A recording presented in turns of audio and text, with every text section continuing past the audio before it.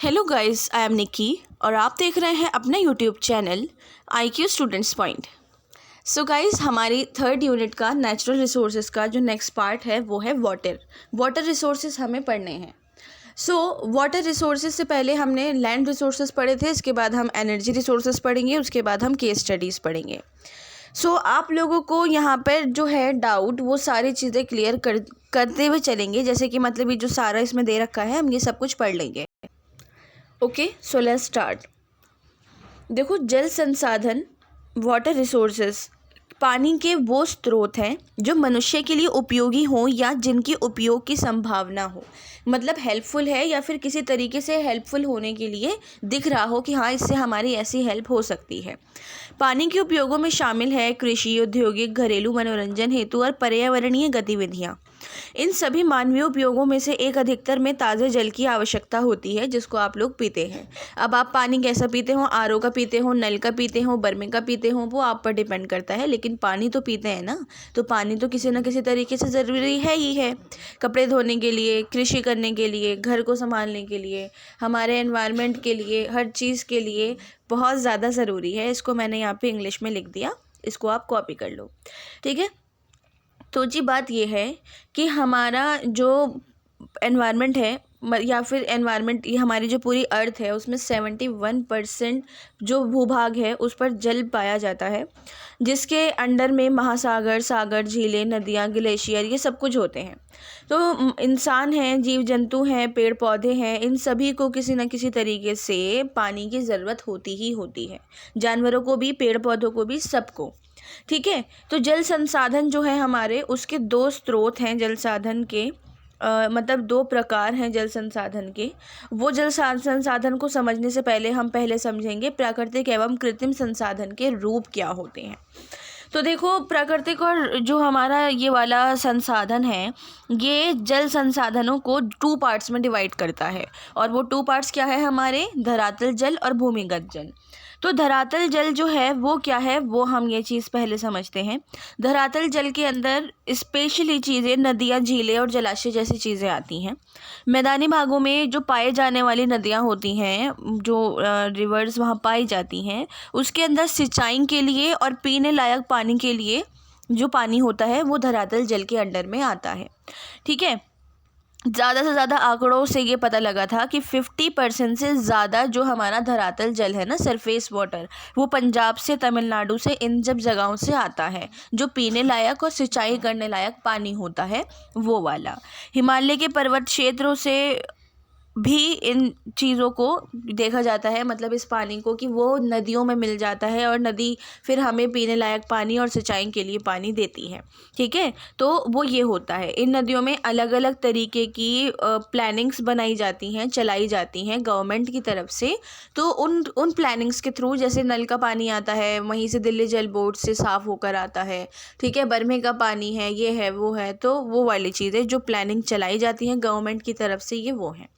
दूसरा है भूमिगत जल। भूमिगत जल से मतलब है कि पानी की वो चट्टानें और मिट्टियाँ जिनकी हेल्प से पानी रिस कर आता है, रिस कर पानी निकलता है और फिर उसको साफ़ स्वच्छ करके हमें दिया जाता है, ठीक है। इसके साथ इनको क्या बोला जाता है, जिन चट्टानों से पानी निकलता है उनको जलीय चट्टानी परत, एक्वाफर बोला जाता है, सॉरी, ठीक है। तो ये वाली चीज़ है। अब बात ये रही कि कुछ क्षेत्रों में अगर हम देखें तो जल की जो मात्रा है, पानी की जो मात्रा वो एक लिमिटेड तौर पे है, ठीक है। जैसे एग्जांपल के तौर पे हम आपको बोलें, मुंबई में जाओ, मुंबई की चौल की तरफ जाओ या फिर यहाँ पर भी चौल में जाओ, तो पानी एक लिमिटेड टाइम तक आता है, ठीक है। वो एक लिमिट टाइम तक आया, जितना भी हो सका लोगों ने अपना भर भर के रखा और उसी का इस्तेमाल किया। अब लोगों के घरों में सिंक है, वॉश बेसिन है, नल है, ये सब नहीं है, उनको इन्हीं चीज़ों से इस्तेमाल करना है, अपना नहाना धोना, कपड़े धोना, सारी चीज़ें इससे ही करनी है। जो ये बहुत एक परेशानी वाली चीज़ है कि मतलब एक हिम्मत वाला इंसान ही इन चीज़ों को कर सकता है, आप हम जैसे लोग नहीं, जो घर में नल लगे हुए हैं, पीने का पानी अच्छा मिल रहा है, सब मिल रहा है, और हम लोगों को इसकी वैल्यू नहीं पता, ठीक है। तो ये वो वाली चीज़ है कि ज़्यादा से ज़्यादा जल जो है कुछ क्षेत्रों में एक लिमिटेड तौर के लिए होता है और जिसके अंदर जलवायु दशाएं, भूगर्भीय संरचनाएं, ये सब कुछ जो होती हैं वो शामिल होती हैं, एक्वीफायर जैसी चीज़ें, वो चीज़ें।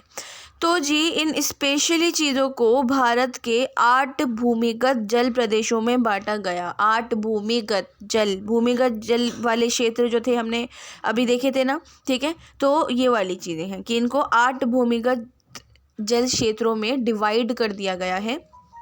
और उसके बाद जो हमारा वाटर रिसोर्स है वो भूमिगत रूप से एक मतलब बैलेंस के तौर पे अब काम करने लगा है कि हाँ ठीक है, वहाँ से भी अब सही आने लगा, वहाँ से भी। तो हमें अगर एक तरफ से गंदा मिल रहा है तो गवर्नमेंट उसको प्लानिंग के थ्रू ठीक करके उसको आगे बढ़ाकर हमें दे रही है, ठीक है। ये वाली चीज़ है। जहाँ जल एक लिमिट के तौर पर होता है वहाँ कोई ना कोई दिक्कत मतलब एक तरीके से होती है, ठीक है। और जैसे कि अब हम लोग मोटर चलाते हैं, ठीक है, सुबह शाम पानी आता है, बोरिंग का है, नल का पानी आता है, जैसा भी आता है, क्योंकि ऐसा तो नहीं है कि आप पीने के पानी के अलावा यूज़ के लिए पानी भी बाहर से मंगाते हो, है ना। ऐसा तो नहीं है ना, दिल्ली में तो ऐसा कहीं भी नहीं है। मतलब बहुत जगह है जहाँ पानी ख़रीदा जाता है, लेकिन कुछ जगहों पे ऐसा नहीं है कि सिर्फ़ और सिर्फ पीने का पानी ख़रीदा जाता है, बाकी पानी गवर्नमेंट की तरफ से प्लानिंग के थ्रू आते हैं। तो इसलिए नेचुरली तौर पे हमें जो जल मिला हुआ है उसे अंधाधुंध बर्बाद करना बंद कर दो, बेहतर यही होगा। ये हमें एक सीख मिलती है कि उन लोगों से जाके पूछो जिन लोगों के पास बिल्कुल भी नहीं है पानी, उनको कैसा फील होता है, ठीक है। अब आता है हमारा नेक्स्ट टॉपिक, वो है हमारा ठीक है, कि मतलब जल का उपयोग। जो हमारा नेक्स्ट टॉपिक है वो है जल का उपयोग, यूज़ ऑफ वाटर, ठीक है। उसके लिए मैंने पीपीटी नहीं बनाई है स्टूडेंट्स, कोई नहीं, हमें उसको सिर्फ समझना है। तो जल का उपयोग कैसे होता है भाई, ये तो आप भी जानते हैं, कपड़े धोने में, नहाने में, जैसे भी करके, जैसे भी हर हमारी ज़िंदगी के हर मोड़ पे, हर मिनट पे हमें पानी की ज़रूरत होती है। अगर हम कुछ खाएँ तो हमें बर्तन धोने की ज़रूरत है, अगर हमें कहीं जाना है तो नहाने की ज़रूरत है, वो पानी से ही नहाएंगे, ठीक है। कपड़े धोने हैं पानी से धोएंगे, अपने जो काम करने हैं वो पानी से करेंगे, कृषि पानी से होगी, डैम से पानी निकलता है वो हम तक पहुंचता है। तो सब चीज़ें क्या होती हैं, पानी। अब यूज़ ऑफ वाटर तो ये तो आप भी जानते हैं क्या हो सकते हैं, ठीक है। तो यूज़ ऑफ वाटर में कुछ ऐसी खास चीज़ लिखनी नहीं है, बस इसमें यही बताना है कि यूज़ ऑफ वाटर कैसे हो सकते हैं। इसके अलावा भारत जैसी जगह पे तो आप जानते ही हो यूज़ ऑफ वाटर कैसे होते हैं, ज़्यादा से ज़्यादा कृषि में चीज़ें इस्तेमाल होती हैं, ठीक है। नेक्स्ट टॉपिक है हमारा बाढ़। देखो, बाढ़ एक ऐसा नेचुरल डिज़ास्टर है, प्राकृतिक आपदा है, जिसके अंदर ज़्यादा से ज़्यादा बारिश होने की वजह से नदियाँ अपना आपा खो देती हैं। वो भूल जाती हैं कि मेरी लिमिट कहाँ तक की, क्या था क्या नहीं था, और वो बिल्कुल भूल जाती हैं और वो बहने लगती हैं, जिसकी वजह से उनमें पानी बहुत भर जाता है और बाढ़ आ जाती है, ठीक है। तो अगर हम मानसूनी वर्षा की बात करें तो तेज़ बौछारों के साथ होती है, जिससे देश में बाढ़ आती है। ये बाढ़ का हमारा एक एग्जाम्पल है। तो इंटरनेशनली तौर पे अगर हम देखें तो उनके अनुसार बाढ़ है नदी नालों में जल के जो प्रवाह है, जो चल रहा है जल, उसको ज़्यादा से ज़्यादा तौर पर कंट्रोल करना, कि अगर बाढ़ आ रही है तो डैम को बंद कर देना, ये कर देना, वो कर देना, ठीक है। उससे हेल्प होती है बाढ़ ना आने पे, कि ज़्यादा तेज़ बारिश। अब लगातार एक बार मुझे याद है मेरे बचपन में बहुत तेज़ बारिश हुई थी, और तकरीबन 4-5 दिन तक बहुत तेज़ बारिश हुई थी, और उसकी वजह से ये चीज़ मतलब पानी इतना इतना भर चुका था। ये सिर्फ दिल्ली की बात मैं आपको बता रही हूँ कि पानी इतना इतना भर चुका था कि सबको ख़तरा, ये कंफर्म हो चुका था कि बाढ़ आएगी ही आएगी। कि मतलब हमें फर्स्ट फ्लोर पर रहने पर भी ये एहसास हो रहा था कि नहीं, हम बहुत नीचे हैं, अच्छा खासा पानी भर चुका था। तो वो वाली चीज़ कि बाढ़ आने की संभावनाएं तभी बढ़ती हैं जब नदी नाले इन सब चीज़ों पर ज़्यादा फोकस नहीं किया जाता, और ये फोकस करने का काम गवर्नमेंट का है, ठीक है। मतलब लोगों का भी है कि भाई कूड़ा मत डालो, लेकिन गवर्नमेंट भी तो इस चीज़ पर ध्यान रखेगी ना कि अगर बाढ़ आ रही है कुछ है तो उसको ठीक कैसे करना है, क्या करना है, वो चीज़ें। अब जी बात ये आती है कि जो एक नॉर्मली सिचुएशन को छोड़कर हम नेचुरली चीज़ों कर देखें और मैन मेड देखें, दोनों देखें, तो दोनों तरीके से बाढ़ आती है। आपको पता है, मैन मेड भी आती है और नेचुरल भी आती है। सिर्फ आपने तो सुना ही होगा कि सिर्फ नेचुरल बाढ़ आती है, लेकिन मैन मेड भी आती है, उसके बारे में हम पढ़ते हैं, ठीक है। बाढ़ जो है हमारी, बाढ़ वो किस दो तरीके की होती है, प्राकृतिक और मानव निर्मित, मैन मेड भी और नेचुरल भी। अब भाई इनका जो काम है, अगर हम एक नॉर्मली बात करें, बाढ़ सबसे ज़्यादा जो है किस जगह पर होती है? बाढ़ सबसे ज़्यादा एशिया देशों में सबसे ज़्यादा पाई जाती है, स्पेशली चीन, भारत, पाकिस्तान, बांग्लादेश में। इन 4 देशों में तो बाढ़ बहुत ज़्यादा देखी जाती है। भारत के यूपी में, बिहार में, असम, पंजाब, राजस्थान, पश्चिम बंगाल, उड़ीसा, गुजरात, केरल, आंध्र प्रदेश है, हरियाणा है, तमिलनाडु है, ये सब एरिया ऐसे हैं जहाँ पर बाढ़ बहुत ज़्यादा पाई जाती है, बहुत ज़्यादा तादाद में देखी जाती है। आज यहाँ बाढ़ आई हुई है, आज वहाँ बाढ़ आई हुई है। अभी पिछले साल ही स्टार्टिंग और मिड के टाइम पर पटना में कितनी ज़बरदस्त बाढ़ आई हुई थी, बिहार में। भारत में बाढ़ के क्षेत्र जो हैं स्पेशली कुछ हैं, गंगा बेसिन है, ब्रह्मपुत्र है और बराक बेसिन है। ठीक है, ये प्रायद्वीप वगैरह हैं जिनको बाढ़ के क्षेत्र में बांटा जाता है कि हाँ ठीक है, इन जगहों पे इनकी वजह से बाढ़ आ सकती है। बाढ़ आने के 2 कारण जो हैं ये वाले हैं। अब भाई बात ये रही कि मैन मेड कैसे आती है बाढ़? ये मैन मेड बाढ़ आने की वजह क्या होती है? कि भाई देखो, वनों की कटाई होती है, नदियों के जो बहुत बहुत ये पानी एक लहर में उसमें बहते रहते हैं, गहराई कम होने की वजह से पानी आगे जाता रहता है नदी में, पानी तक देर तक नहीं रह पाता। नदी नालों को नेचुरली तौर पे एक जल प्रवाह की सिचुएशन नहीं मिल पाती, और नदियों का जो जल होता है वो एक नॉर्मली तौर से ज़्यादा बाकी नदियों से मिलने की बजाय इधर उधर भटक जाता है। ठीक है, तो ये मैन मेड होता है, ये मैन मेड इन चीज़ों को देखा जाता है।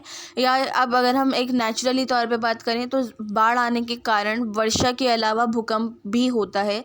भूकंप की वजह से तो भाई बिल्डिंग गिरे या कुछ भी हो, सुनामी भी आती है, और सुनामी बाढ़ का एक दूसरा रूप होता है, छोटा वाला। ठीक है, तो सुनामी तो खैर सुनामी ही है। तो जी ये वाली चीज़ है। स्वतंत्रता के बाद ना 1954 में, इंडिया की मैं बात कर रही हूँ, कि 1954 में एक बहुत भयानक बाढ़ आई थी जिसको देखकर राष्ट्रीय बाढ़ नियंत्रण कार्यक्रम, नेशनल फ्लड कंट्रोल प्रोग्राम बनाया गया था। और इसके अंदर सब चीज़ें देखी गई थी कि अगर अचानक कुछ हो या होने वाला हो या कुछ भी, तो उन सब चीज़ों को बहुत अच्छे तौर पे हैंडल किया जा सके, सब कुछ किया जा सके। और आज के टाइम पे 199 सेंटर हैं बाढ़ के, जहाँ पर रेगुलर बेसिस पे हर साल पे सूचनाएं दी जाती हैं सिर्फ इंडिया में कि हाँ बाढ़ आने की संभावनाएं हैं, बाढ़ आने की संभावनाएं हैं, इस टाइप से। ठीक है, अब हमारा जो नेक्स्ट टॉपिक है वो है सूखा। सूखा ऐसी स्थिति को कहा जाता है जहाँ पर बहुत लंबे टाइम तक बारिश नहीं आती, जहाँ पर ज़्यादा से ज़्यादा जलाशय, भूमिगत जल के ज़्यादा से ज़्यादा यूज से भूमिगत जल में कमी हो जाती है। ठीक है, अगर हम सामान्य तौर पे देखें तो कम वर्षा वाले क्षेत्रों को सूखा बोला जाता है, जहाँ पर वो बाढ़ कह रही हूँ सॉरी, बिल्कुल भी पानी नहीं होता है, उनको बोला जाता है। तो देखो जी, भारत का कुल जो ज्योग्राफिकल एरिया है उसमें 19% से 12% का भाग है जो सूखे की चपेट में रहता है, इंडिया का, भारत सिर्फ इंडिया का। सूखे की चीज़ जो है एक सूखा, उस पे गवर्नमेंट को ज़्यादा फोकस करना है बाढ़ से भी ज़्यादा, क्योंकि बाढ़ जो है वो आम तौर पे 199 उसका सेंटर है बताने के लिए, लेकिन सूखे के लिए इतनी जगह नहीं है कि उनको बताया जा सके कि हाँ सूखा होने वाला है, सूखा हो रहा है, या जो भी है। सूखे की जो पर्सपेक्टिव्स हैं वो कुछ पार्ट्स में डिवाइड किए गए हैं, जैसे मौसम संबंधी शुष्क। मौसम संबंधी शुष्क जो होता है मेट्रोलॉजिकल ड्राई, इसके अंदर किसी भी बहुत बड़े क्षेत्र में 75% से कम वर्षा होती है तब सूखा आता है। दूसरा कृषि सूखा या भूमि क्षरण सूखा, तो इसके अंदर मिट्टी में जो है नमी ख़त्म होने लगती है और पानी की कमी बहुत ज़्यादा होने की वजह से सूखा हो जाता है और ज़मीन मुरझाने लगती है। इसके अंदर है हाइड्रोलॉजिकल ठीक है सूखा। तो हाइड्रोलॉजिकल सूखे में ये वाली सिचुएशन तब पैदा होती है जब अलग अलग जल संग्रहण या फिर झीलें हैं, ये सब हैं, इन सब में जल की पूर्ति नहीं हो पाती है कि लोग उसको ज़्यादा यूज़ भी कर रहे हैं, फिर वो कृषि के लिए, ज़मीन के लिए यूज़ नहीं हो रहा है वगैरह वगैरह।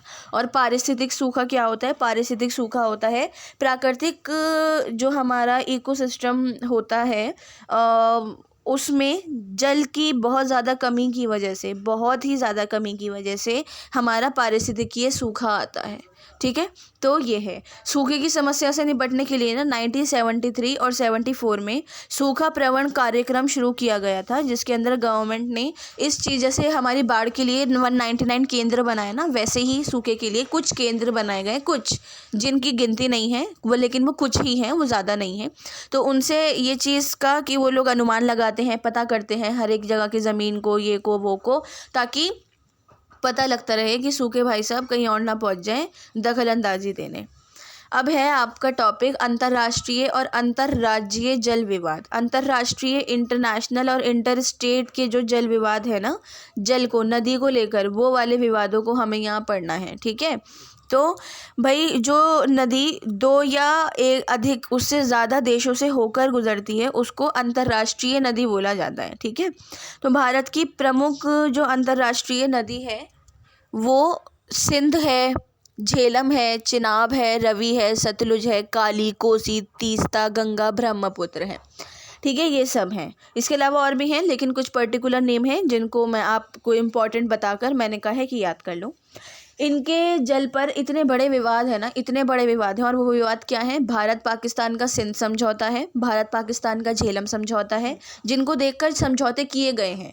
भाई अब नदियों पर लड़ाई होना ये तो बहुत वैसी बात है, क्योंकि नदियों से बहुत कुछ मिलता है इस वजह से, तो इसलिए समझौते किए गए हैं। भारत पाक का सिंध समझौता, सिंध नदी का, भारत पाक का झेलम नदी का समझौता, भारत बांग्लादेश का गंगा जल विवाद, और भारत नेपाल का महाकाली विवाद। अब आप बोलोगे कि नॉर्मली भारत और नेपाल का रिश्ता तो बेटी रोटी वाला है, जब इतना अच्छा है तो इनका जल विवाद कैसे है?